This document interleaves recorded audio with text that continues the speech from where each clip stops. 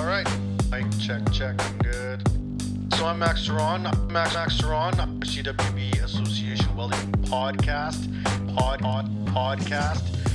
Today we have a really cool guest, Welding podcast. The show is about to begin.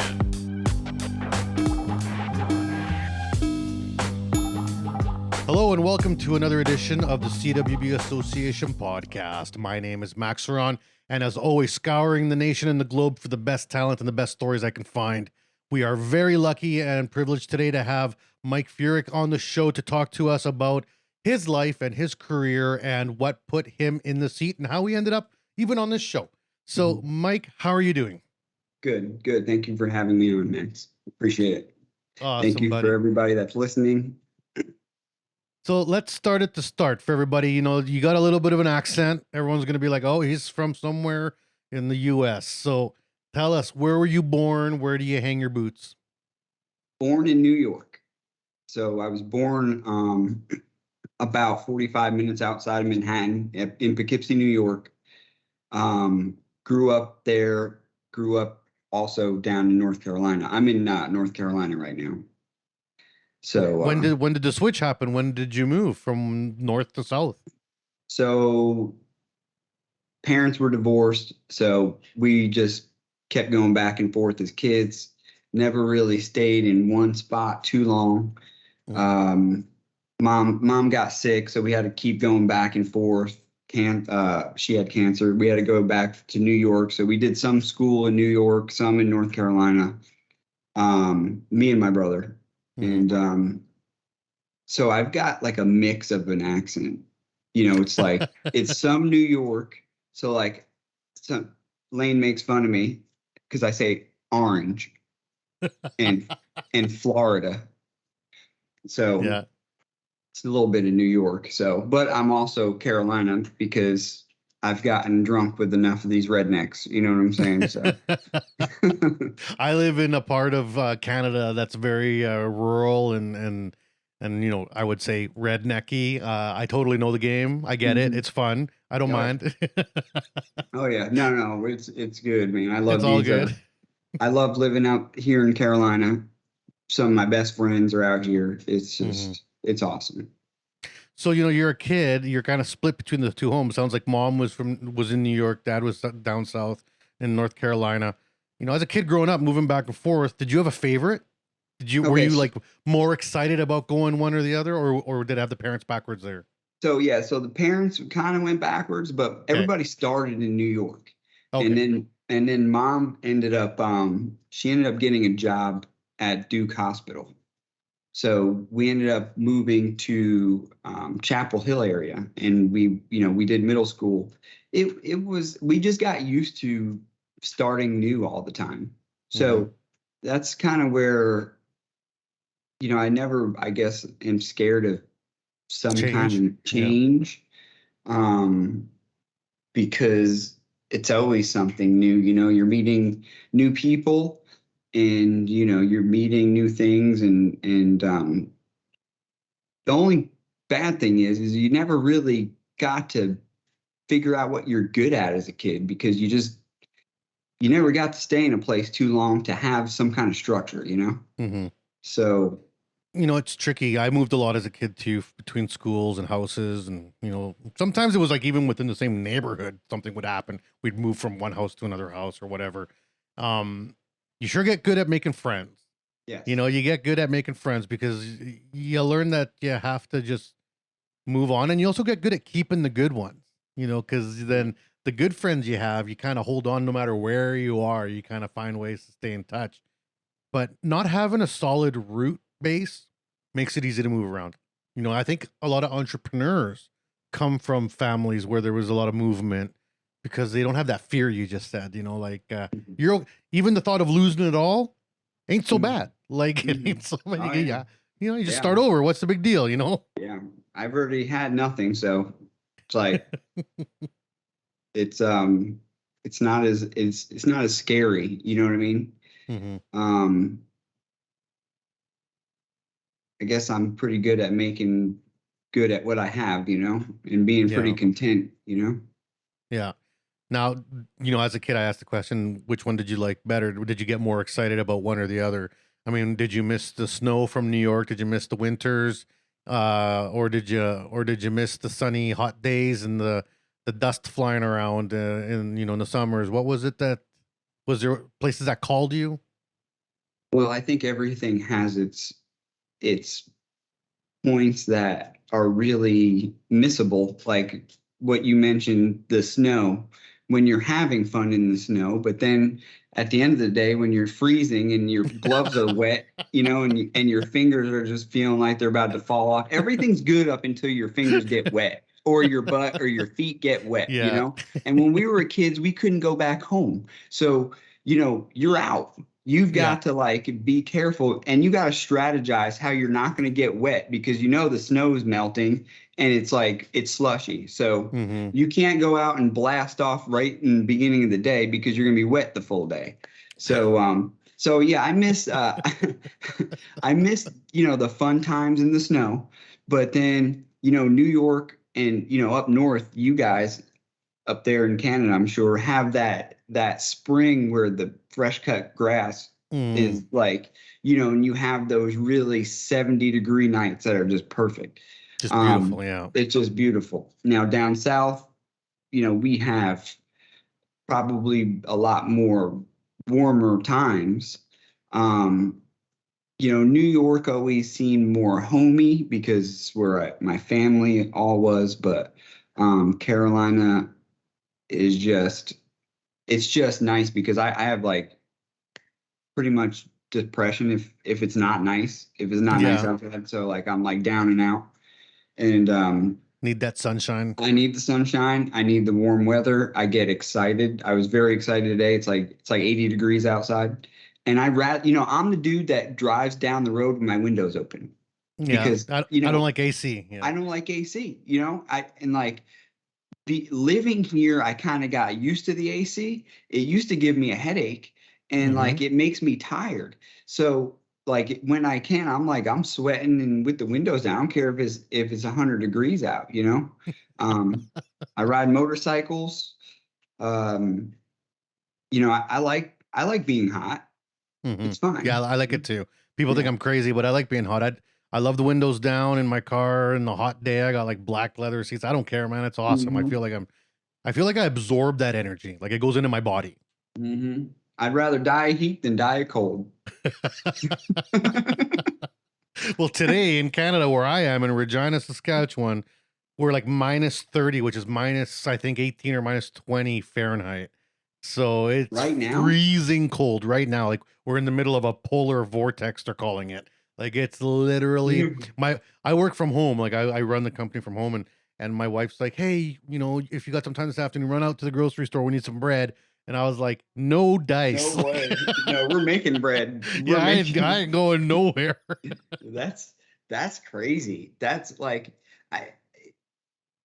that's the other thing that, you kind of, a lot of your day is just undressing and dressing and getting all the snow and water, keeping everything in one place. And then you get comfortable walking around with wet bottoms of jeans, and your socks are a little damp on the bottom, and you get comfortable with that. And I'm like, I don't miss that.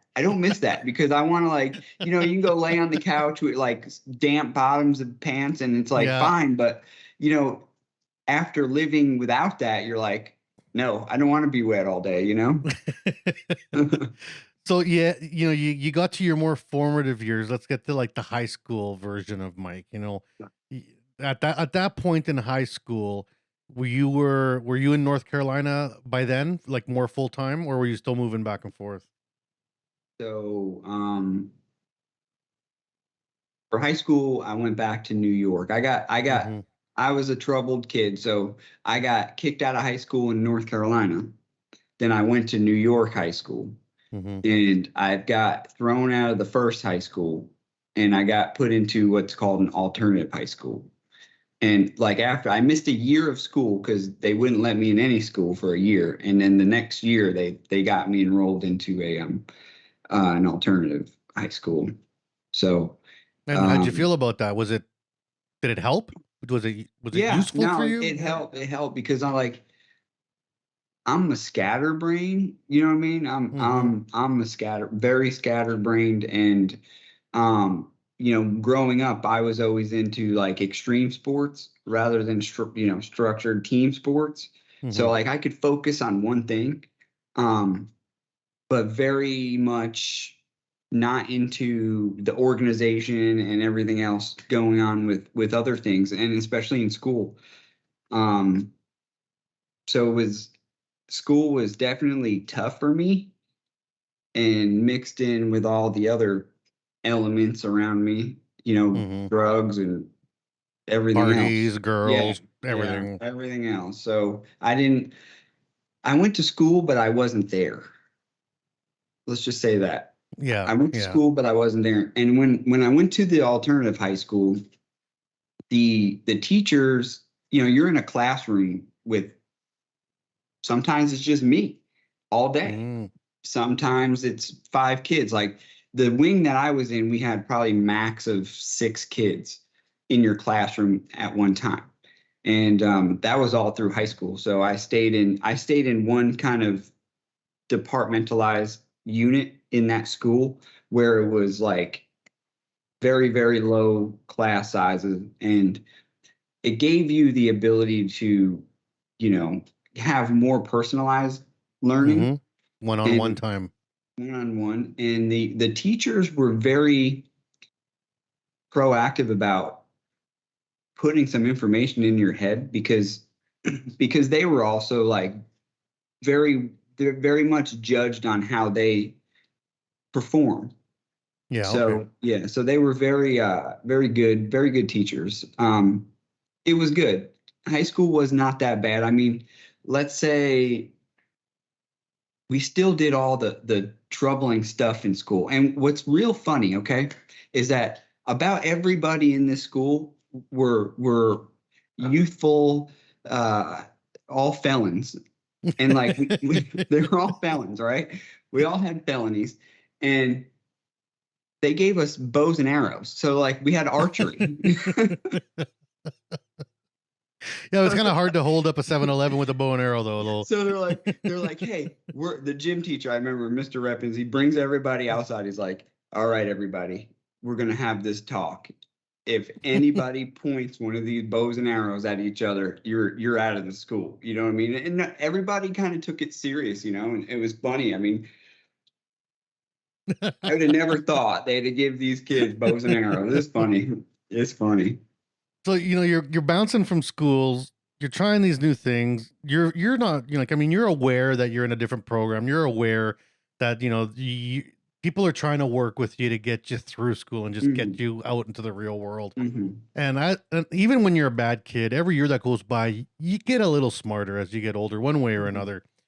At what point did you start thinking, what the hell am I going to do when I'm done school, when I'm out of this thing, like I'm going to be 18, 19 years old?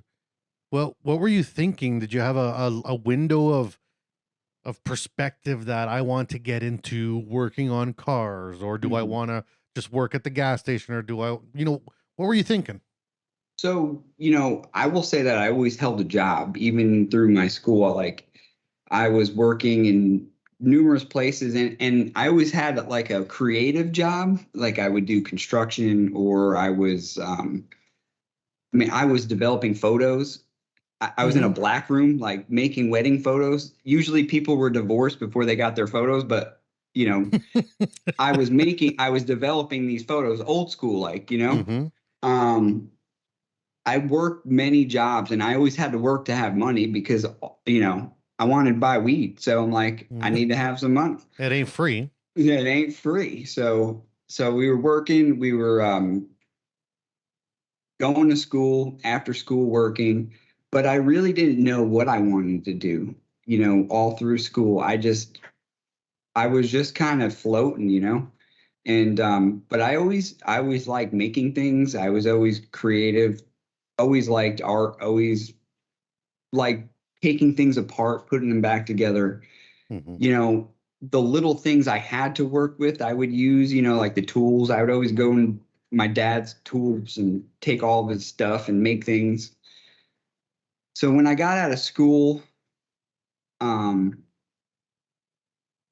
I did construction for a while, and Just for a company, like you worked for a company, yeah, I worked for a like company. Like I was, framing or drywall or what kind of stuff? yeah, I built the whole houses. For a while I was working for a gutter company, and but then I ended up in West Virginia for a couple months up on Snowshoe Mountain building this guy's house. And we were actually living out in the woods. We were camping out in the woods for a few months. We were trying to put his foundation in. We were clearing the land. No electricity, no running water. We were going down the street and getting garbage full of water and bringing it up to the camp to heat up, to take a shower and stuff. So That sounds awesome. it was fun. It was a lot of work. It was a lot of work. And I ended up getting tonsillitis. And it was actually my neighbor. He bought property up there, and I ended up leaving him up there because he was yelling at me one time because I was using the propane heater when it was like 0 degrees. So I'm like, I just got done with tonsillitis. You know, he's paying me like nothing to work up there. You know what I mean? And I got to pay for my own food and everything like that. And I'm like, you know what? Screw this. So I just left him. Build your own house. Yeah, I left him. And then, like, you know, he was very unreasonable. And then a couple of years later, he came back and he apologized to me, you know, and he's like, I'm sorry. So it's, you know, I try to do the right thing. After I did all that, I ended up going to moving to Arizona for a year and doing the Motorcycle Mechanics Institute. And I did that. The school lasted, I only lasted about 3 months in the school, but I got some information out of it. We had some issues with the school, and I've heard that's a pretty hard program too. Well, I've got some problems. I have some personal opinions about these schools, you know, especially these accredited schools that get money from the states. They cater to the people that have funding through the state. So, like, you know, there's rules for people that pay their own way, and then there's rules for people that Are the sponsored. state pays. The state pays, right? So you could fail everything, but it's guaranteed money. So they're going to push you through. So there's a lot of, you know, they're pushing through kids with diplomas that they're not even into it. You know, they're just doing it. They're just doing it. And you know, I try to, like, even when I go and talk to kids in schools now, like, I try to find out who's really into this. Yeah. Because, you know, is there an actual passion there? Yeah. Is there a passion? Do you have something that you could latch on to make something? Because a lot of these kids, maybe they don't know what they want to do, but if they have what it takes, they can do it. So, so after motorcycle school, So after motorcycle school, I ended up moving back to New York, and I got a job at a motorcycle shop. Go figure, you know. I'm like, one of the only kids that I knew that actually worked in a motorcycle shop after the motorcycle school. People usually went back to Tyson Chicken or something like that. You know what I mean? So I worked at the motorcycle shop, and then in the afternoons, I ended up taking a welding class in New York at Bosie's. And it was one of these deals where I paid, like, I think I paid $300 or $400, and I got like 2 months or 3 months of just introduction welding. It was at like a little trade school. So it was like at like the high school kids took this deal, you know? Yeah. And the instructor, he was a good guy. His name was Tom. Very nice guy. He, you know, I remember sitting in the welding booth, stick welding, you know, and then we went on to stick, not my favorite. Okay. But, I can see that, but you know, we did it. And then we moved on to MIG, and MIG was fun. But it was like there was this big machine sitting in the corner of the shop. And I'm like, I want to use that machine, you know, and it was like a Miller Synchrowave, you know? Yeah, some big old Dynasty or something. At the time, Tom wasn't a TIG welder, and he's like, man, I don't know how to use it. And the class was over at the time and they didn't have like a level 2. So I ended up, he's like, look, he's like, I really see that you're into it. He's like, I'm having another class come starting in another few weeks. He's like, you can come in. He's like, you can learn and use that machine, if you know, teach yourself how to use that machine and see what you could do. So I ended up taking the welding book home, and I actually stayed home from work for 2 days, and I read the whole welding book as much as I could, because a lot of it being that you're not a you're not going to understand. Yeah. It's voodoo, you know what I mean? You're like, so I read the whole thing, and I had enough information that I kind of knew what the buttons were going on, what was going on. And then I ended up, first thing I did was learn on aluminum. I was you want to start right with the hardest? Or what? Yeah, I just went right into aluminum because I was always impressed with like Japanese motorcycle frames. Yeah. Because they were just so beautiful. There's you get the right one. I mean, I've seen some funky looking ones, but the good ones, they're perfect. And I was just practicing with that, and then I got good at it. I remember I had an RC51 motorcycle at the time, and I had went to the local material place, and I had bought some diamond plate material to make me like a fender eliminator kit, right? Okay, yeah. All right. So the only thing I had to cut it was like this Dremel. So I was like SpongeBob, like 14 hours later. Dude, yeah, it was so bad. So I was actually in my apartment cutting this thing, okay? And I mean, dude, it got so messy. And I remember, were you just using the little discs? Yeah, or were the little disc. I had to go and get a bunch of little discs, right? So this is like I'm like 20 years old, right? So I'm cutting this thing, and like I bought these little LED lights at the time. This was back in 2002 maybe, and I got these LED lights that go in it, and I had cut all these little pieces to make it. And at the time, I was just practicing butt welds. And I was like, yeah, I got this. So I brought that fender in and I put all the pieces together, and man, I destroyed it. So I'm like, I tried, I was like, oh God. So back to the material place I went. About 3 times I did that. And finally I got something that held together. So now, did you find that when you went to this training for welding, that you were having the same issues that you've had earlier in your life with training? You didn't really dig the school's formats as a high school kid.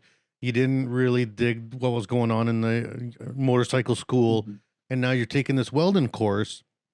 Did that sit right away? Were you good there? What was the difference? Why was it a good thing? So for one thing, the welding, the welding program that I took was just an after work thing. It was there was no expectation, right? Right. Like if you were 10 minutes late, you didn't get docked.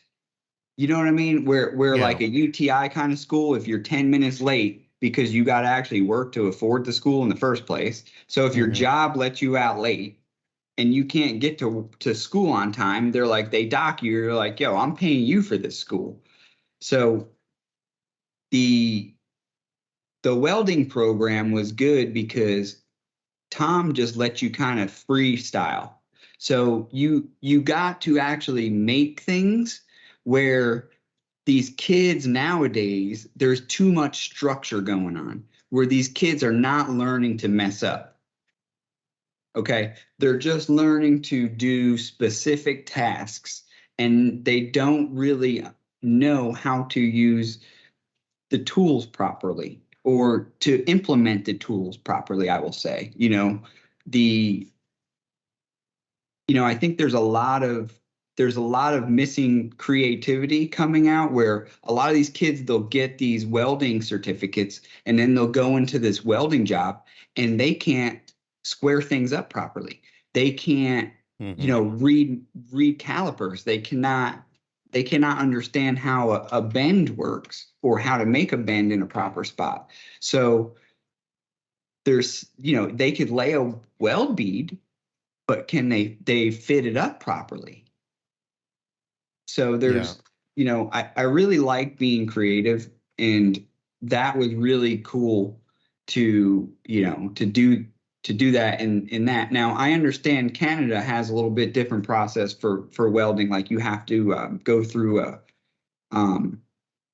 we have apprenticeship. You got to do apprenticeship. Which is great. Well, you don't have to, but it's definitely better off for your career.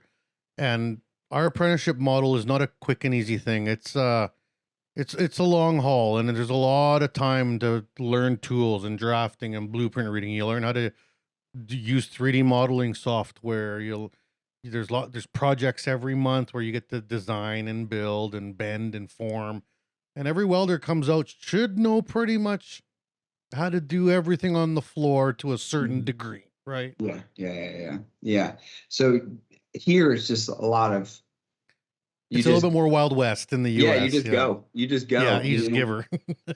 So a lot of the guys that grew up making things around their dad or in some of these little shops where they started sweeping, they're really handy people because they ended up touching a lot of stuff.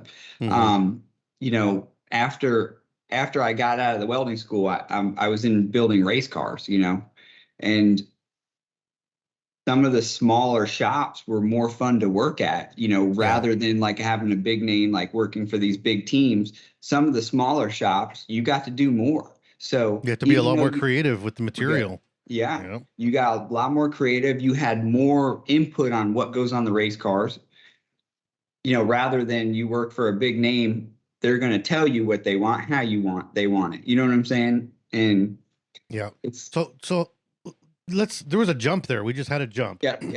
From you taking, to a $300 welding course to welding on race cars. Something happened in between there. Like either you got real good overnight or you put some time in somewhere. What kind of work were you doing? What was going on? All right. So I'm in the night school, and I'm really enjoying TIG welding. Okay. I'm really taking to it. I'm going to buy my own material. I'm coming in. I am just welding and welding and welding. I'm welding everything. And Tom, the instructor at the time, Thomas Appel, he says to me, hey, why don't you move down south? He's like, what do you know about NASCAR? And I'm like, nothing. You know what I mean? I'm from New York. I don't know much about NASCAR. All I know is like Dale Earnhardt and, and I'm like, sounds good. At the time, I really didn't know what was going on. So I said, okay, I'll move down south and see what's going on down there. So I ended up packing my stuff. I quit the motorcycle shop I was at. They were bummed, but I quit there, and I ended up moving down to Hickory, North Carolina, and I got a job at another motorcycle shop there while I figured out what I was going to do. And in the meantime, I took a welding class in Hickory, which was called Bobby Isaac's Motorsports Welding. And I've got a little bit of a taste of doing some NASCAR work because they were more focused on motorsports in there. So you got to do a little bit of tube stuff and then roll cages, then, fuel cells, blah, blah, blah. Yeah. All that stuff. But they really just broke it down more to like, this is how we want to see things. And this is like the professional way of doing things. Good. It was a good program. I will say it was a good program. But there, I just burned, man, I was burning coupons, I was welding and getting really good at thin stuff, very good at like 20,000, 30,000 steel, 40,000 aluminum, I enjoyed TIG welding. But I enjoyed, I think, making things more than welding. So I'm more of a fabricator rather than just a welder. I enjoy just coming up with creative things and seeing what I can make. So I took the school, and I didn't know where I wanted to work at the time. So I was in Hickory, and at the time I kind of felt some time went by in Hickory, and I felt like I was kind of stuck in Hickory. Mhm. So one day I drove to Mooresville, and I ended up putting a bunch of applications in, and I stumbled at Cagnazzi Racing, and they're NHRA Pro Stock. And at the time, the owner came out, Victor, and he's like, they needed one more guy in the fab shop, like kind of just a helper. You know what I mean? Yeah. And I'm like, I'll do it. And I'm driving from Hickory at the time, an hour each way.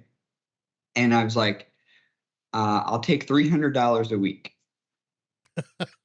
You're losing money. So yeah, and you got to think racing is a entertainment job, so there's no hours. So $300, it don't matter if you work 40 hours or 100 hours. It's $300.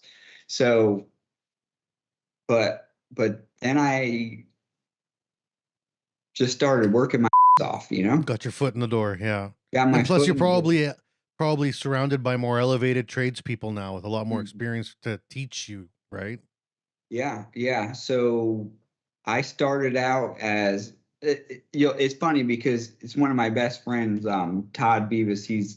He was the manager over at the fab shop there. He's still one of my best friends. I go to lunch with him every week, and he'll tell you the story about how when I first came in, and he don't know why he hired me, but he ended up hiring me. You So had that right mix of talent and desperation. yeah, he said he was desperate, so he had to hire me, and because they had to get a car built, because at the time Erica Enders was the driver there, and they were testing the car that they built in Texas before they all moved to North Carolina. Mhm. They were testing that, and then the car flipped, so they had to build a 911 chassis and a car. And I got there like the first day, the tube started getting like prepped for, we were hand bending all the chassis and everything like that. So Mhm. I think they were really desperate that they just needed some help. So, it was cool because they didn't expect anything from me.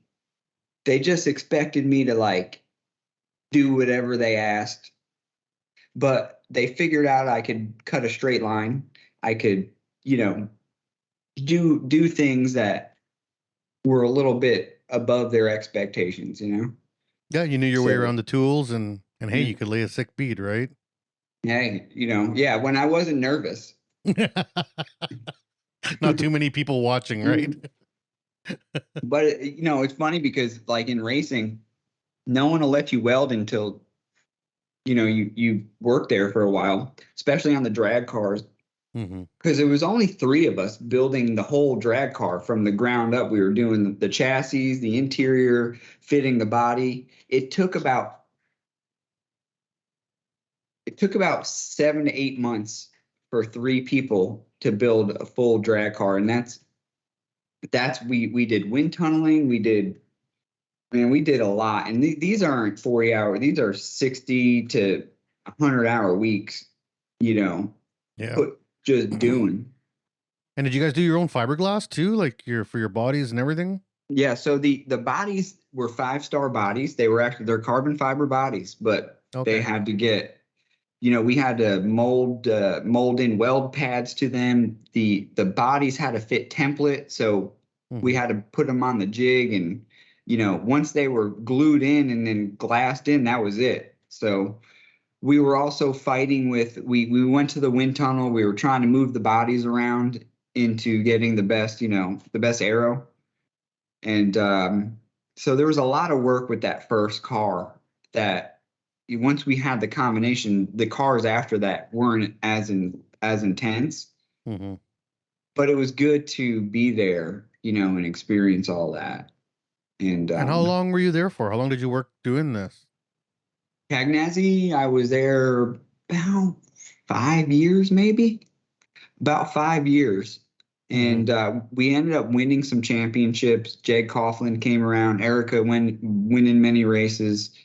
It was a really good time. I had a really good time. It was more of like it was more of a family because, we had our department, which was the chassis department and the car, and then they had the motor shop, and at the time, they were the only pro stock team that built their own cars and their own motors. So it was like the doors had locks on it. No one can come in.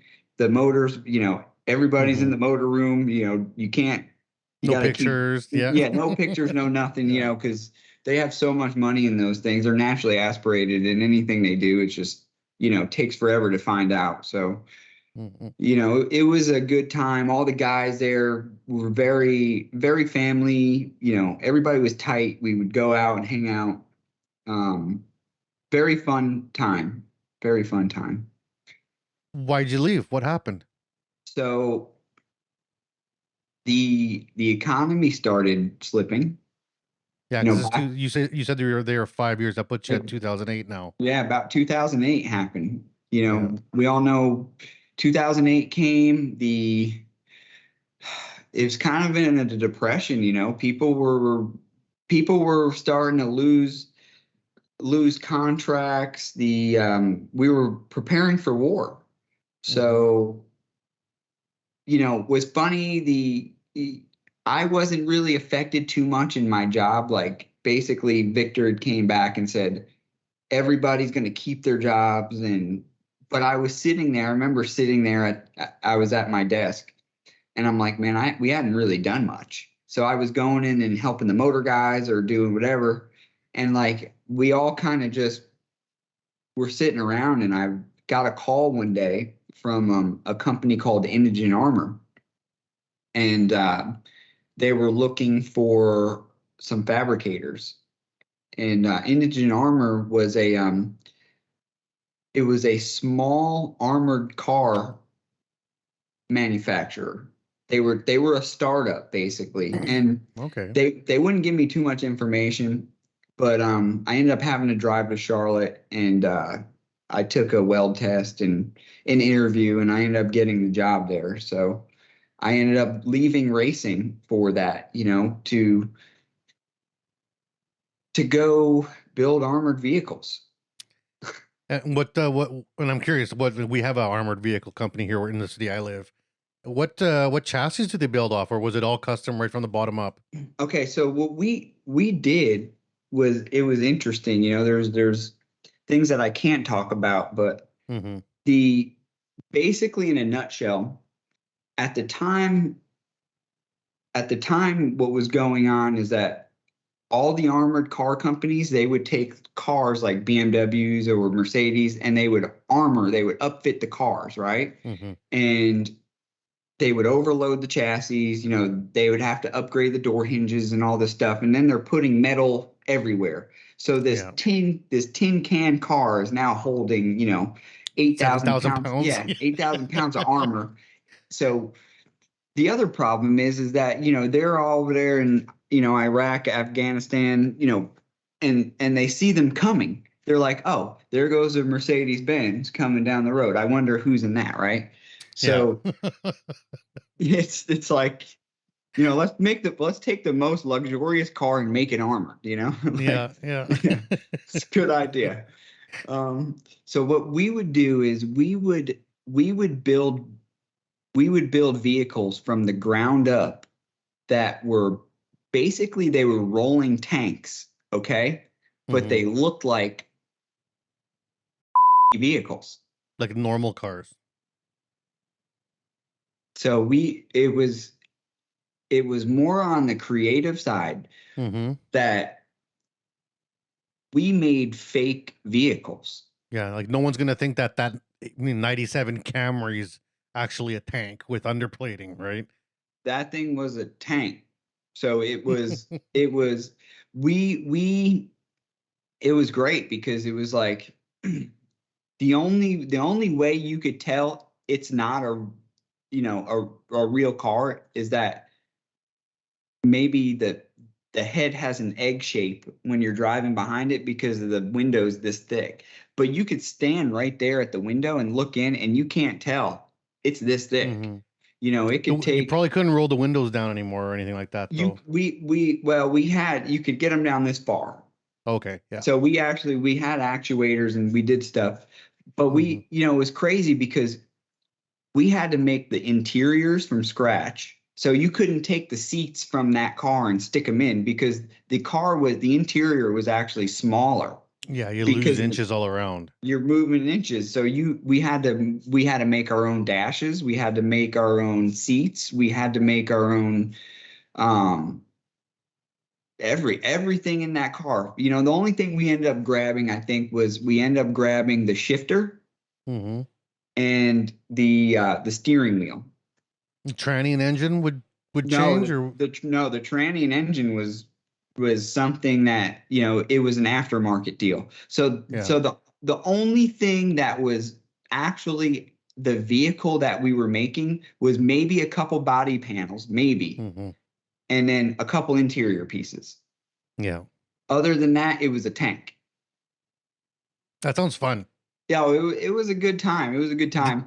Did you guys just use thick mild steel, or did you actually bring in like AR plate or Yeah, we QT? were doing hybrids too. So we were doing AR plate. We were doing hybrids of ceramic and AR plate. We Mhm. were doing interior spall guards. It was fun working with all that stuff. And then, it was good because things weren't always figured out. So you had to Yeah. go in there and figure things out and like, hey guys, this ain't working.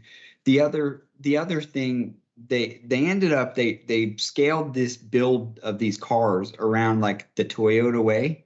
Mm-hmm. So they had big ideas, which they were a great bunch of guys to work for. But there's too many variables going on when you're working with the armor, when you're working with the ceramic, when you're working with people that aren't really fabricators, because Yeah. there's so many variables, you needed more fabricators that could just make things work. Yeah. If you want to run lean, the Toyota way, if you want to run lean, things Mhm. have to be precise and the same, replicatable every time.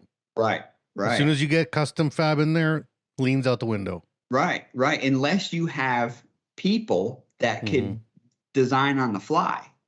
Yeah. You know what I mean? And that's where we ended up having the issue, was that they had a lot of mechanics and assemblers, but they didn't have people that could just make things work. Because when you're Mm-hmm. bending that AR plate, it's not always the same. No, and it springs back like It's crazy. And if you put heat on it, now it's not AR anymore. and then it's not AR anymore. So yeah, you're right. Yeah. Everything, they had weld, the weld procedures where thank God I wasn't the welder on those deals, because those guys were burning the wire all day. And that's not me. I was making things, I give those guys credit because they were working their butts off over there. And but yeah, everything was different. Every car was a little different. Every piece was a little different because the armor, it just, in some parts of that armor, it's a little bit harder than others. So, Mhm. you kind of just had to make it work. You hear it crunching when you're bending and you're like, uh-oh. Uh-oh. I mean, we would bend the tunnels, and the tunnels were like this, were the trannies, and Yeah. the two pieces they would touch, boom, and then come back to here. You know what I mean? Yeah, I do. I do. I've worked with a lot of AR plate in my life. Where else are you gonna bend it? You know what I mean? That's it. You're done. So that's what you got as a tunnel. Yeah, strap it in, tack it together, and hope you weld it good. Oh, there was a lot of clamps. Yeah. So how long were you there building the armored Fiats? The armored vehicles lasted, I was probably there probably 3 years, Okay. 2-3 years, I think. They ended up we built a few different models in that time, and the guys, they wanted to get bigger. They were working on a truck, an NSTT, which would be like it was an off-road truck, deal. It Mhm. was designed more around an off-road truck, like the off-road truck racing.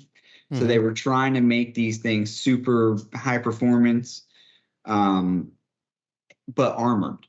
Yeah. So, and at the time they were working with Navistar, and they had bought some property in a 150,000 square foot building down in Cherokee, South Carolina. And it was about an hour away from me. And I didn't move. You didn't want to do that. Yeah. I didn't want to move. I didn't want to drive the hour every day. Did And you they have a weren't, girlfriend or wife or kids or anything at that point? at the time I had my ex, and we Mhm. had 2 kids. So, So there's a factor there. Yeah. yeah, you don't want to, you got all this going on, and they didn't want to really even pay too much more. So I'm like, sorry guys, It's not gonna work. I'm going back to racing. And is that what you did? Yeah, so I ended up going back. I ended up going back, and I worked for Johnny Gray at the time. Right after that, I got a job in at his motor shop, and I Mhm. built pro stock motors, and we were kitting out the motor shop. I mean, this is a high dollar motor shop, so everything was custom, everything was billet. The I was also building motorcycle chassis, pro stock motorcycle chassis. Mhm. All fun stuff. Yeah. I All mean, that's a fun pretty good stuff. run of work there. Like that's pretty privileged steps to take. Not a lot of people get those jobs kind of back to back to back to back, you know? Yeah, good jobs, but I'll say the military or the armored vehicle place, I met a lot of really smart people, um, and it gave me an idea of.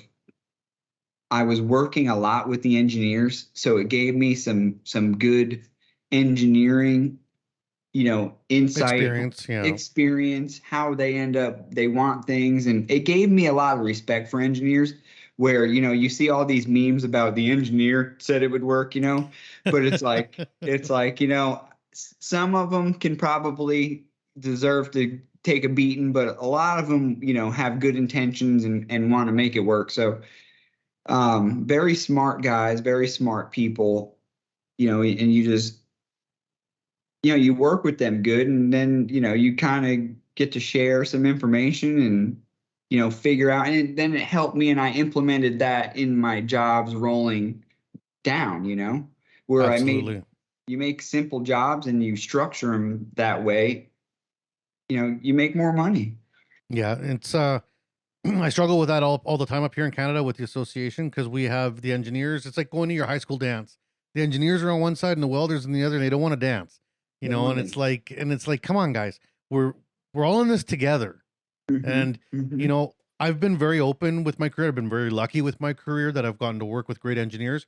And you know how useful it is for me if I'm stuck on a job site and I don't know what I'm like, I got a question, I can call up a buddy who's an Yeah. engineer and be like, hey, I got this thing in front of me. It doesn't make a lot of sense. Do you got any insight? And they'll be like, yeah, yeah. What about this? And then vice versa. You know, I got buddies that are engineers that'll call me and be like, hey, the welders here have struggling with this. What am I doing wrong? It's like, well, have you looked at this or that? It's like, oh no, I forgot about that. It's like, we we would all like each other a lot more if we just talked to each other. Like, Yeah. Yeah. Yeah. There's a lot of things that there's so many variables when people actually get to do the job that weren't factored when the engineer designed it. So hmm it's not always the engineer's fault. Sometimes the supplier didn't send a straight piece, yeah. or that AR 500 plate didn't bend where the engineer wanted it to. So I mean, the computer said it was going to bend. the What do they computer know? said it was, but it just didn't cooperate. So, No. but I think, if everybody got a little bit more patience. hmm Well, this is a good time for us to take our break here. And what we're going to do is we're going to take a quick break for our advertisers. And then we're going to come back with Michael Furick and talk about, when the transition started happening for the seed in his brain for what he does now, where it started his own creation. So stay tuned and don't go anywhere. The CWB Association is new and improved and focused on you. We offer a free membership with lots of benefits to anyone interested in joining an association that is passionate about welding. We are committed to educating, informing, and connecting our workforce. Gain access to your free digital publication of the Weld magazine, free online training, conferences, and lots of giveaways. Reach out to your local CWB Association chapter today to connect with other welding professionals and share welding as a trade in your community. Build your career, stay informed, and support the Canadian welding industry. Join today and learn more at cwbassociation.org. And we are back here at the CWB Association podcast. I always try to wait long enough just so it becomes uncomfortable and we start making faces at each other. So that's good. All right. So right before the break, Michael, we were talking about, these jobs that you had. You're learning a lot, and this is high-end stuff, and you're getting to work with a lot of, the people that need to run those fancy tools. Like, you're talking about billet aluminum. Like, you're running CNCs. There's lathes. There's bending machines, shearing machines, rolling machines. These are not standard for everyone's careers. A lot of welders out there, a lot of fabricators out there who don't have the ability, a privilege, or luck to work in shops where they have access to so much gear. Mhm. As you're going through this path, as you're going through this journey in terms of figuring all this stuff out, how did you start feeling that you wanted to branch out on your own? At what point in this? Because like I know in my mind when I was young, it was kind of always there until one day I realized like, oh, I would love to try something of my own. When did you start thinking I want to do something on my own, whether it's building your own motorcycle chassis or building your own cars or whatever it was? When did that start to happen for you? Well, let's give a shout out to Canada Welding Supply and Banditos. Thank you guys for sponsoring this great podcast and being a supporter of mine. Thank you. So after the racing stuff was going on, after I went back to Johnny Gray and built the pro stock cars, I didn't really have full-time employment with Johnny Gray. Basically, our agreement is that I would be a contractor for him and work out of his shop. And so I would have to take in jobs and stuff like that, right? And Right. like I could do work, and he gave me a space. I supplied my own equipment, but he gave me a space in his shop where if I was working on his stuff, his motor stuff, then I would, charge him for that. And so I ended up starting to build, a little bit of a clientele. I got an offer one day to work or manage or work for a exhaust system manufacturer, and they pioneered Inconel in Formula One racing.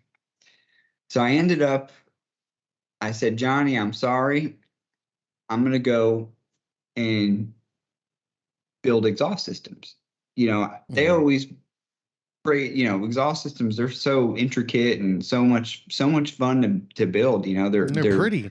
They're pretty, they are finicky, and they're challenging. They're very challenging. So I still did work. And Inconel's a really interesting material. Yeah. Oh yeah.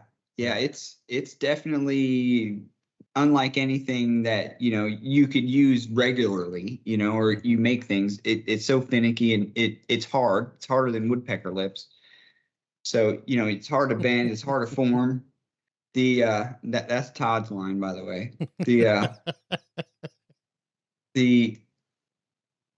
So I'm working for the exhaust place, but I'm still doing work for Johnny because remember I was a subcontractor, you know what I mean? So I still doing work for him.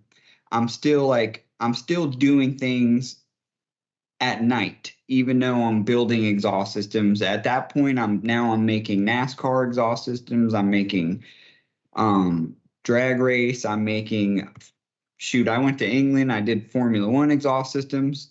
I got some good training from,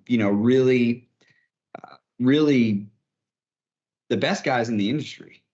Yeah. I fly to the UK, and I'm making McLaren exhaust systems out of Inconel, and I'm working with archaic tools. So it's not like they have, like fancy presses. I'm Yeah. beating Special Inconel with, stuff. Yeah. we're beating Inconels with hammers. You know what I mean? I'm beating sheet Inconel. We're forming, and at that time there was blown diffusers where they were basically exploding fuel in the exhaust system for downforce. Yeah. So there was a lot of things going on then. So we're making Inconel, and at that point, I'm doing my own thing at night for extra money, but I'm not building exhaust systems. Obviously, I'm not like double dipping. So I ended up working for the exhaust company, and I managed it for probably about 6 years. And through those years, I got really good at making exhaust systems, obviously, but I also got good at doing SolidWorks and things to Design. things to make you efficient, because we didn't have a lot of support in the US side. So if we wanted something for the exhaust side, we had to make it, and we had to figure out how to get it done. So I ended up having to design a lot of that stuff. At night, I would probably be building stuff. I was doing a lot of displays. So I had friends that worked for marketing companies that wanted displays made for Coca-Cola or NASCAR or something. So at night I would make whatever. I think my first big display job was I had to make a giant Axe bottle. The Axe body spray. Yeah. I had to make a giant, like a 6 foot tall Axe bottle, and it had to look perfect. It had to look exactly like that. That was fun. I ended up, that was my first big display job I did. And I really liked it. I really enjoyed doing that. So while I was doing the exhaust stuff, the whole welding products, that's where that whole thing started. So I ended up designing the BBW, which was the first glass flooding welding cup, formed glass welding cup. So why? Okay, so there was, at the time, Instagram was more an infant, okay? And this one of my good friends, Tommy, was working for me at the time at the exhaust place. He's like, "Yo, you should get on Instagram." And I'm like, "What the is an Instagram?" Like, I'm like, "I'm too busy for this Instagram stuff," And I got on Instagram, and I was really impressed that there was a lot of sharing information that I didn't have when I was young and was eager to learn stuff. Now trying to cut your teeth, but you had nothing to bite on. Yeah, you don't know what the things are supposed to look like, and like you don't know easy shortcuts to making things, and right now anybody could look and find whatever they want to make and see 20 people and how they make things. So Instagram was like, whoa, this is really cool. So I ended up joining the Instagram, and I got into the Weld community in Instagram. And at that time, you could have you have 20 followers, and you follow 50 people, and that's all you see, right? That was the good old days, okay? And so there was the Cup Wars. In the Cup Wars, where you had a couple people on Instagram designing these welding cups, okay? And they were just overcharging people for these things. You know what I mean? They were just beating people over the head with the cost. And I kind of got into an argument with one of them, and he was kind of like, F you, and I ended up designing the glass one, and it took off. So I got a couple questions, because I'm curious about this, because I've thought about inventing some things. I have invented some things, but even in the consumable side, first of all, I tried years ago to make a clear glass MIG nozzle because I always thought it'd be in short circuit. It'd be nice because you got to get so damn close if you could see the arc on a MIG nozzle. And I ordered some borosilicate from China. I ordered like a 2-inch chunk of borosilicate. And I was like, I'll just machine it out myself and I'll figure out how to put the seal in. No, that does not work. I made a huge mess and spent couple $100 smashing glass all over my lathe doing nothing.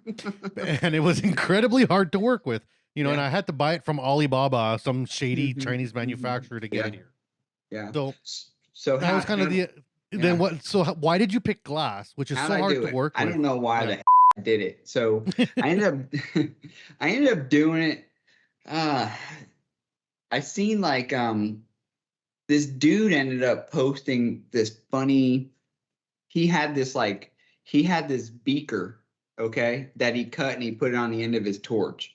And he did it as a joke. And I'm like, So I was like, but it's glass. Who, you know, I don't work with glass. So I ended up figuring out how to work with glass. Yeah. And were you using borosilicate or just glass? Yeah. No, I was borosilicate, and it was on the fly. So I had to figure out how to form it. I had to figure out how to cut it. Treat it. It's a crystal, right? Yeah. It's like it's rough, you know. Glass is glass, you know. It doesn't, you're not going to hurry it up. No, you're not going to force it anywhere. It's not going to cooperate. You know, it's just going to break. So I ended up just almost enjoying it. You know, it was something new. And at the time, I think I was so driven to say F you to this person that I wanted to make this thing. So how did you make the first one? Like, where did you get the borosilicate from? Did you just get a little tube of it, heat it up, and push it over a mold? So I ended up figuring out how to form it, or like I just trial and errored it. I went and got some borosilicate tube, and I got a skill saw from Lowe's with a tile blade on it. With the ceramic tile blade. Yeah.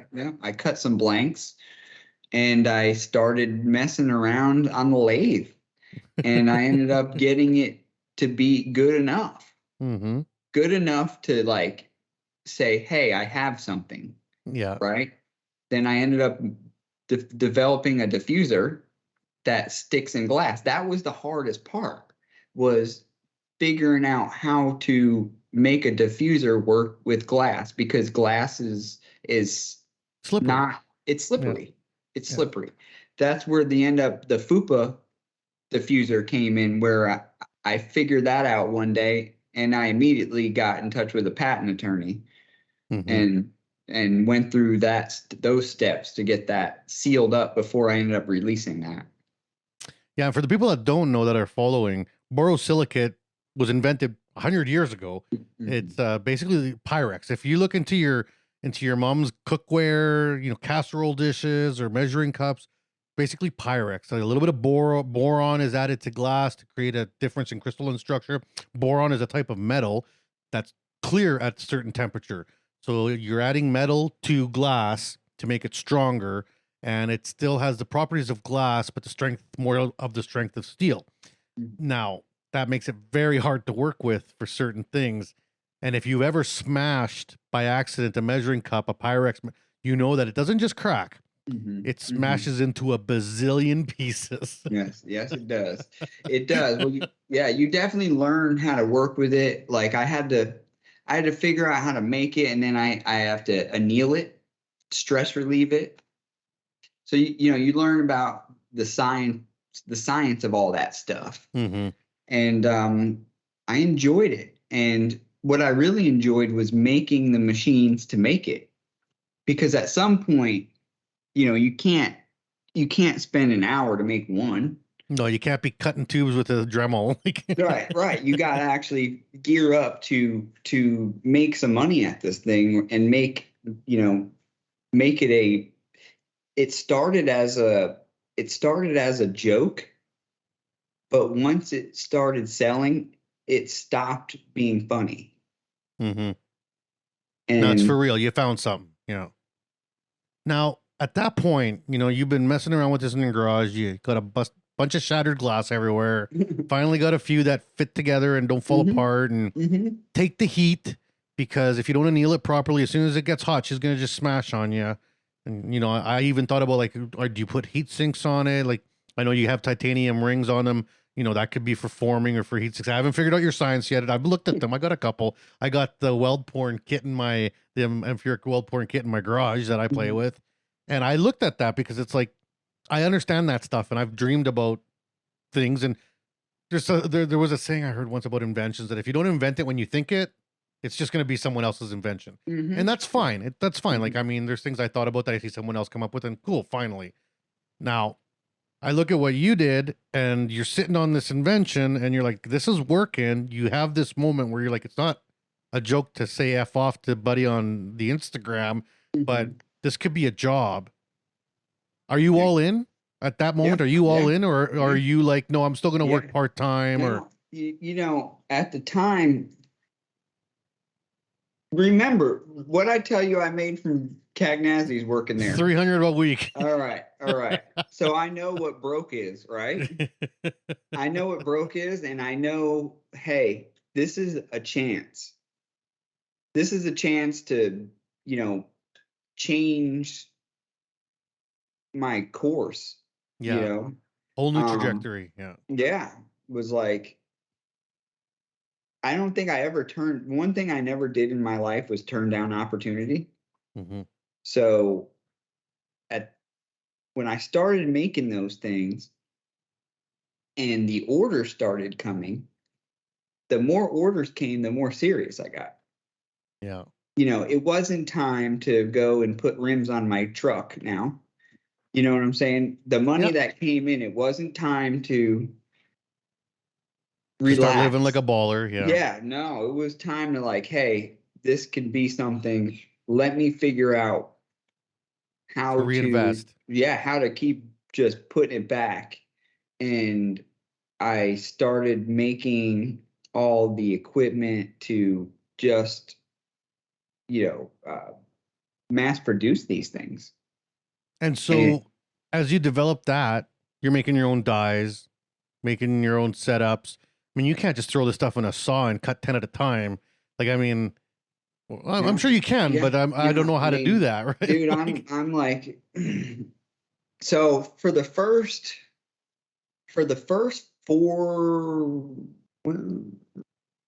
or 5 years, I handmade every piece of glass, handmade it. But you get to a point where I'm good at it, but mm-hmm. it at that time too, I'm working full time I'm on my own. I'm doing fabrication. I'm making displays. I'm doing professional race cars. I'm doing things in my own business, and then I'm working this full time Yeah. because it's like I'm burning two ends here. Well, and when you And first start out, it takes time. Like, that's yeah. it. Yeah, you just gotta go and like, hey, I could make a couple grand building something on this race car.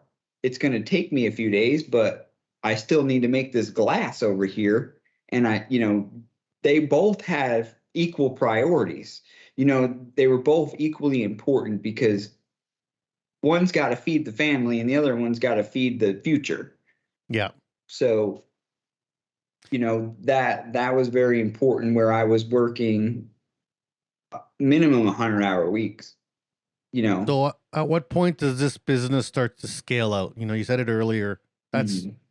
That's kind of a line that either you cross or you die.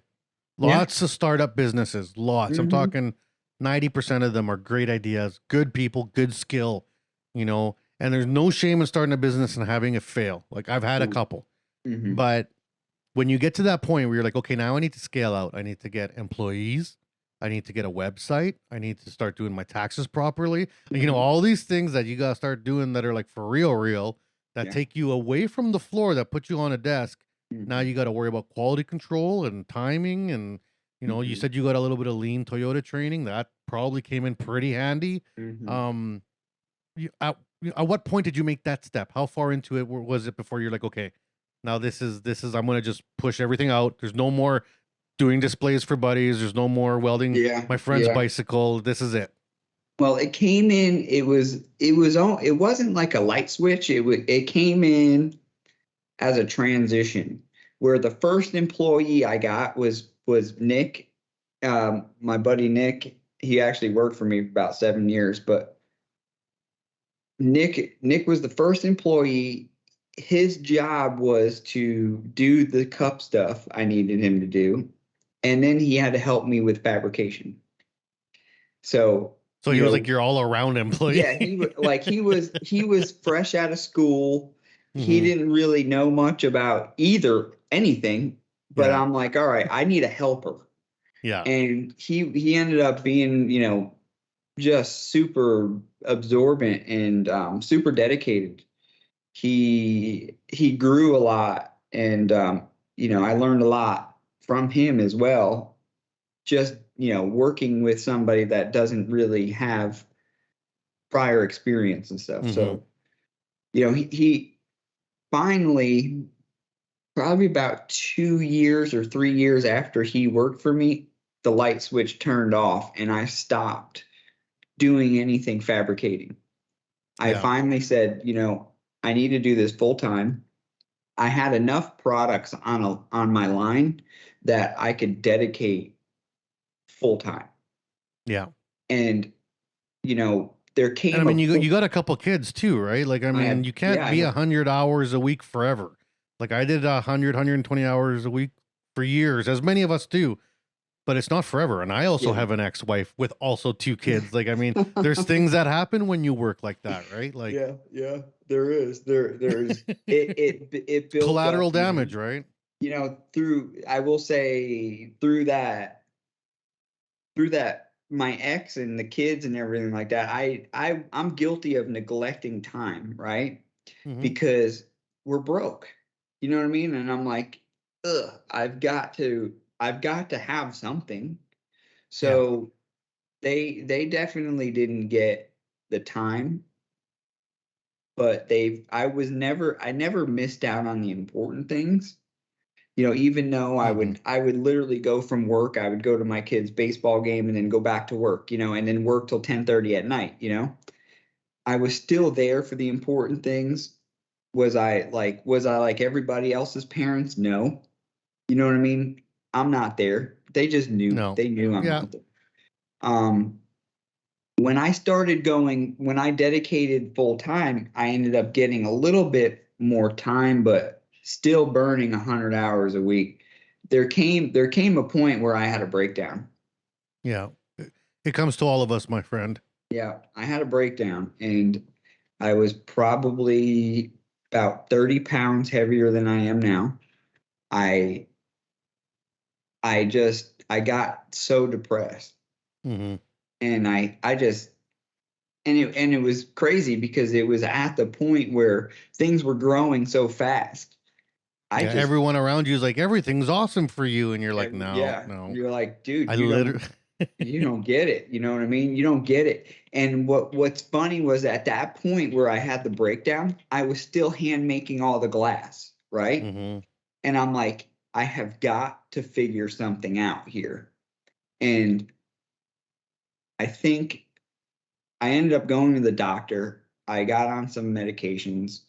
I had to just change my life, where my hmm eating habits, my exercise, like, the business had to kind of take a back seat for a minute until I and it's still going to be there, right? I It's got not going my anywhere. yeah. You know? Oh yeah, I mean, I feared to death, like, once you stop the big ball from rolling, it's hard to get it rolling again. You know what I mean? That's Hmm. why you can never, like, just let off the throttle enough to stop the ball from rolling. And so I kind of got my head straight. I said, at this point, I've got to figure out how to figure out this glass situation. And I had made a CNC glass machine. Hmm. So I've got a 6-axis CNC glass machine that basically runs G code and makes the glass now. So I don't have to run it. Mm-hmm. I just, And then you just gotta put them on racks, heat them up, anneal, so heat treat. yeah, they all get cut into blanks, and then they go through the CNC glass machine, and then they get recut and then reburnt. So there's about 6 or 7 steps to making a welding cup out of glass. And my stuff is so precise that the ID, I'm holding about a 3,000 tolerance on the ID, and that's from heating it and putting it in mandrels. And you got to think, where am I going to go and get a CNC glass machine? Who am I going to call? So I ended up having to make all that. I had to learn how to do automation. I was making machines at that point. I have a couple machines that I were making, but it was always like I was making a machine to do one specific task. Yeah. And one day I was like, you know what? Why the am I doing this? Why am I making one machine to do one specific task? Why don't I make a machine that does all the tasks? And then that's when I came out with the CNC deal. Because I was like, I was going to make a machine to make every size cup. Right? Yeah. And I'm like, you know what? This is stupid. I'm like, why don't those are all just different programs on the same machine? Correct. Yeah. But it took all that time to design it and figure out how to do it. And then the good thing about it is that I knew how to make the glass by hand, so I know how I wanted the machine to work. Yeah. Then I just made it happen. Now, in terms of the expanded line you have with the ceramic cups and all the other things, that's not stuff you're making in-house as well, are you? Are you pouring ceramics in the molds? The ceramic stuff is made. They're made in big factories, man. There's a lot of stuff. They're injection molded. They're CNC machined. So there's a lot to make in ceramics. Now all the ceramic line I have, I'm trying to have all the sizes of my own, where I'm not rebranding stuff. I'm designing all the sizes. They're mine. They're imprinted as mine. Unfortunately, I'm getting copied from, Amazon and Chinese retailers and stuff. Which is going to happen because they're going to sell out immediately, right? Like, yeah, what are you going to do, So I'm like, even though I have patents, they just keep the U.S. companies honest, Good luck enforcing, right? Yeah, Amazon's like, I don't know what you're talking about. I can't read that patent. I can't read it. You're like, so whatever. Yeah. So, you're going to deal with it. I will say one thing. If someone's not good with competition, don't work for yourself. Like if you're worried about people beating you out on things, don't step in the ring, because you've got to just take the punch and go. You can't think about that. Like and competition's a good thing, because it creates motivation. It breeds excellence. It does. Yeah, it really does. Now, as you're looking at your company, your line, the work, one of the questions I got from students welding all the time, because I would bring out my fancy cup sets for the TIG class, because the students only get like a 6 and an 8, and that's what you get to learn on. And I'd bring out my neat stuff to be like, this is all the other stuff on the market, just to show them. But then there was always those students that would ask, why? Like, why would you want to go with a 12 or a 14? Why do you need such a wide cup? Why do you like the diffuser? Yes, we all understand the purpose of a diffuser. And I think at this point in the world, if people aren't running some type of gas lens on their TIG setup, it's more like, why aren't you using that? Like, it's such a simple add-on that makes it flow so much better. We get that. But when you were designing your first cups, what was the reasoning for you to go big? Why go to a 12? Why not design the 6s and the 8s in glass, or and I know now you have them all, but you went big right off the top. So at the time I was welding a lot of Inconel and titanium, and they're reactive metals to oxygen. So you want to keep them, Fully covered. covered. Yeah, you want to keep them covered. So we were using the big jumbo cups, with the big gas lenses. We were Mhm. we were using those things, and then the flooding style cup that I make now, the concept has been around for years and years and years. Okay.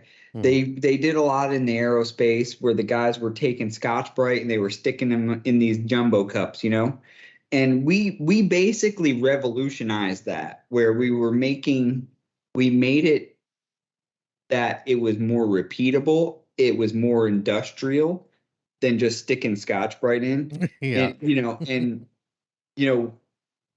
Well, safer, when cleaner, yeah, everything. it's Yeah. cleaner. You don't have plastic dripping down in your weld pool. Your Mhm. tungsten ain't just black from plastic. Mhm. It's so much better. And there's a lot of science even to making the screens and everything like that.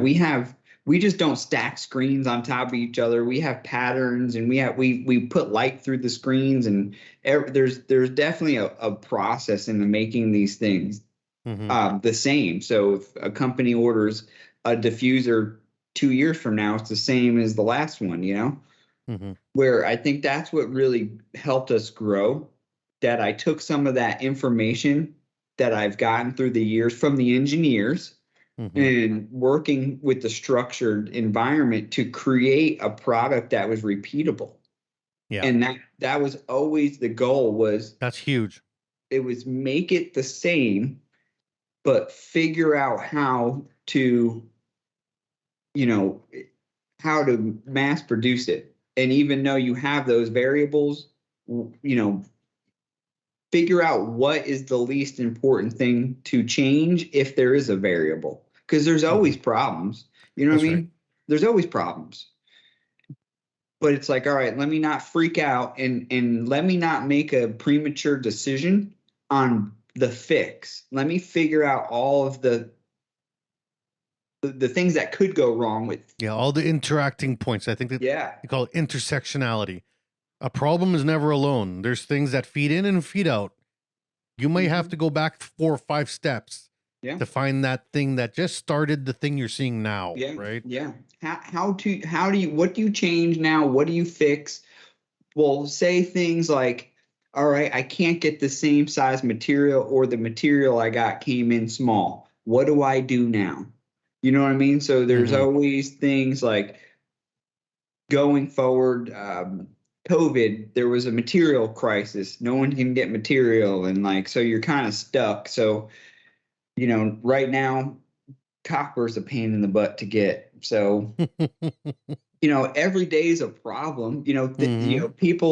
People think I'm like on easy street, and I'm like, dude, every day's an issue.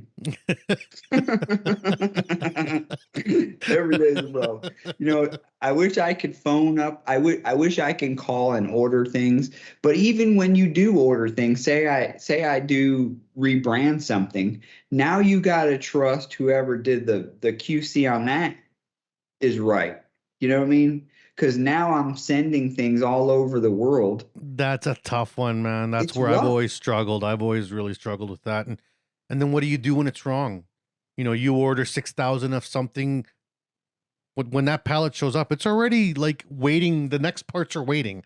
And if it Mhm. shows up wrong, what are you going to send it back? You're going to No. wait. You're going to have a fight with the supplier. Like, oh, it's a tough gig.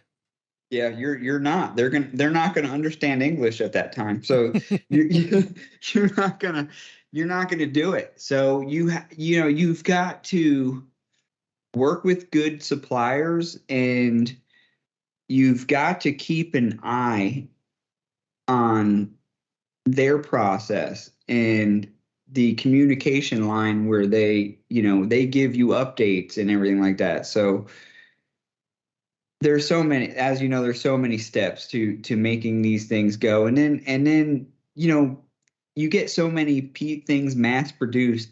There's going to be bad ones. Yeah, you it's know it's bound to happen. there's You going to know. be bad ones, and I think I'm more old school, which I'll tell you, like, if someone has a problem with my stuff, they get extra fries at the end. You know, it's like the old school McDonald's. You got a Yeah, problem, you get extra fries and shut up. You know what I'm saying? Like, yeah. You're you good know, now. you're good now. Everybody's happy. So I try to always re-deliver more than what was promised, you know? hmm So we're coming up to the end of the show, and there's a couple questions here. I just want to make sure we cover it. And one of them is, your involvement with the community, whether it's online, conferences, Fab Tech or whatever.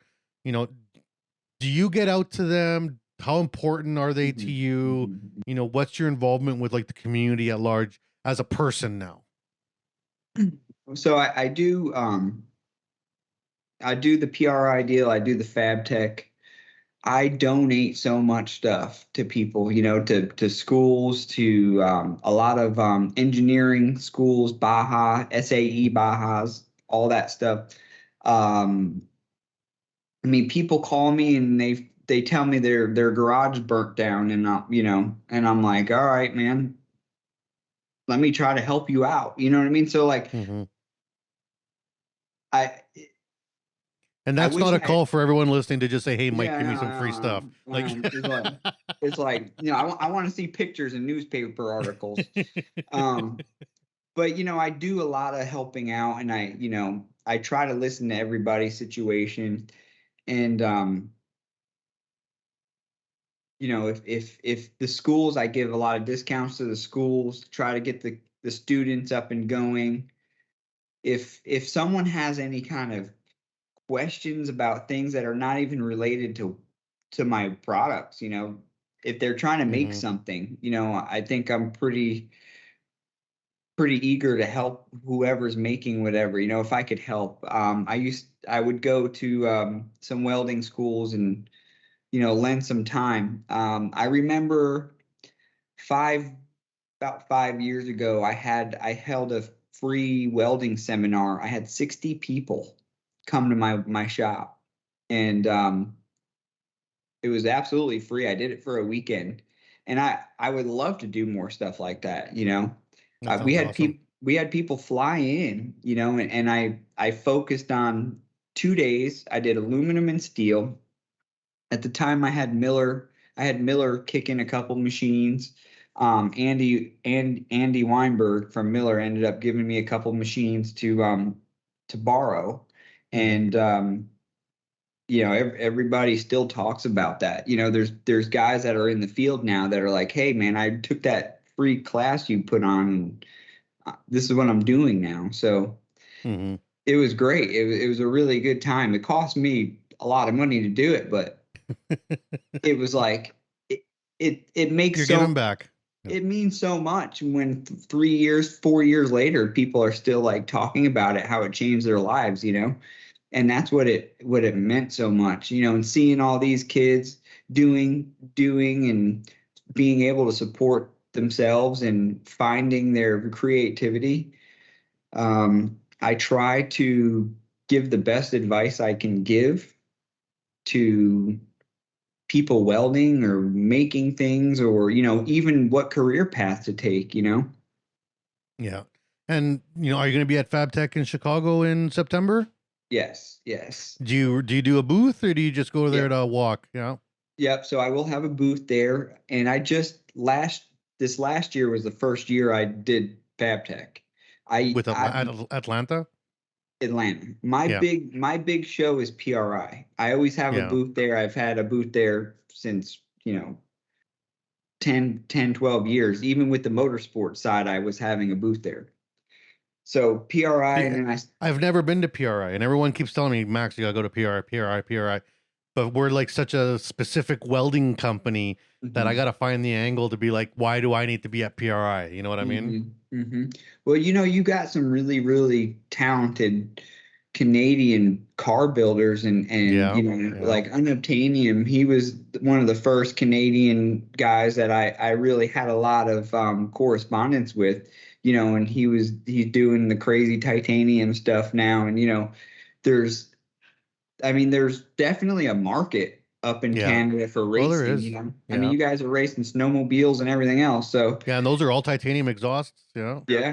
all the crazy things for the snow sports and stuff like that. So that's all PRI. You know, that's all PRI. Getting guys. I think giving the kids different flavors of avenues to take. You know. Now I will say motorsports doesn't pay what industrial pays, Mm-hmm. but sometimes it could be funner. Yeah, no, I'm 100% with you. It's definitely experience too. You learn a lot of different skills. Yeah. All right, last question to wrap up this interview, which has been fantastic. This has been great. I don't know if you do a lot of podcasts, but you're a natural. You've been doing a great job. Appreciate it. All right, last Hey, question. you're a natural. If you could get into a time machine, tomorrow, and you could rip back to, you're starting that welding class with Tom, I believe his name was. And you're just about to walk in your first day of night class with Tom, and this is you now popping up you're just like Terminator out of the air. What advice would you give yourself about where you are now? Or would you not even say anything? Would you just let it play out naturally? Or would you say, hey, pay attention to this or look at that? It's a good question because, it would. The thing about it is that I know now that I was always a scatterbrain, and any advice I gave myself, I was a hard head. So you would tell you to screw off. I would the most important thing I will tell anybody and making anything is that you have to be in touch with what you're doing and what you're feeling, because oftentimes mistakes tell themselves before the mistake becomes a problem. If you end up just letting go of the handlebars and letting the job go, you're not connected with what you're doing. And I've spent so much time fixing mistakes, but the important thing is that the mistakes were fixed. And that's where the success came in, was because the mistakes got fixed. I didn't let them go. The customer didn't pay for the mistakes. I paid for the mistakes. So I think the most important thing I would tell myself was, hey, dude, listen to what you're doing inside your own head. Because if you'll see little stop signs come up and say, hey, dude, something might happen. And I would just blow through them, and then figure out later on,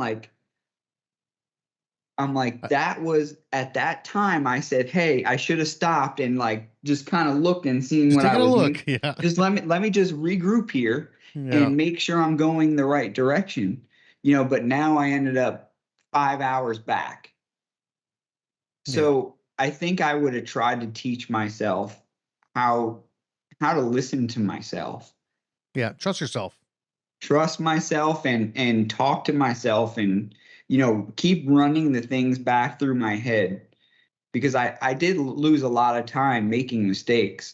And, I think that's the most important thing for people to realize too, that I'm so good because I made so many mistakes. I just wasn't born Michael Jordan. I mean, well, Michael Jordan said that he missed, 30,000 more shots that he ever took or whatever. Right. Yeah.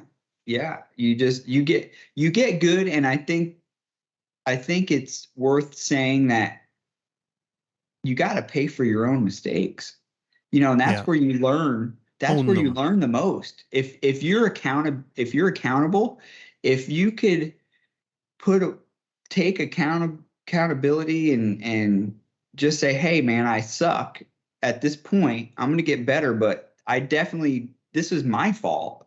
You're going to grow that much faster. That's awesome. I say that to kids all the time. It's like, don't ever spend time pointing fingers at anyone. Just point them at yourself and move on. Yeah. Just own it. Just own it. It happened. Yeah. That's it. I don't want to hear I don't want to hear something was messed up, or, you know, when guys come to me nowadays, like, I don't want to hear all the excuses, and I don't care. And I'm Yeah. not going to, you know, like, I'm going to praise you for coming to me with a mistake, because now somebody in Australia ain't going to get that mistake. Mhm. Like, I will praise you, and I will, you know, I will do nice things for you if you come and tell on yourself. Like, Yeah. please just let me know what you did. I don't care, and I'm not sitting here keeping track of who makes the mistakes, but I am keeping track of who's not telling me they're making mistakes. Yeah, absolutely. So that's, you know, the accountability thing is huge. Awesome, buddy. Well, I've had a great time. I'll be seeing you in Chicago. I'll be out there. And, you know, we're always out at FabTech every year. And hopefully meet you up there.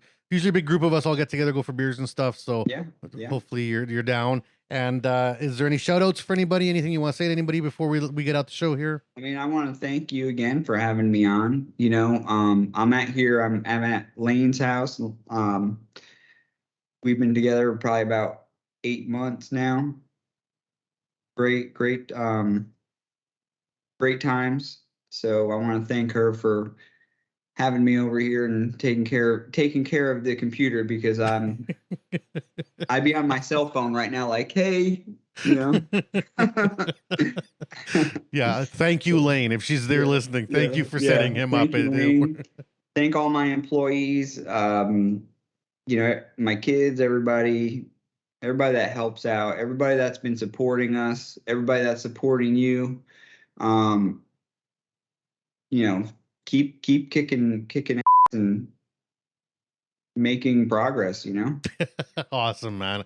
Well, I really appreciate you taking the time, and you know, it's sage advice, and there's lots to learn from this podcast. So I hope everyone takes that information and holds it true. And for the people that have been following the podcast, thank you so much. We keep working out these amazing guests, all these amazing people coming on. We just did a crazy podcast with Becker and Kevin. So there's going to be some really cool stuff coming out. Also, this is Black History Month where we're recording this. It's coming out after, but we got some really good episodes with a whole group of black welders up in a college in Canada. So lots of cool stuff rolling out. And for everyone that's paying attention, I will be at FabTech. And if you're going to be up in Canada, we got Can Weld in October, which is our version. So that'll be a good time too. And if you're interested, you should come up to the Canadian one. It's a really good time. Becker's coming up. So, cool. And it'll be a good time. So everyone keep downloading, keep sharing, keep sending me guests ideas, and let's keep the show rolling. Thank you and stay tuned. We hope you enjoyed the show.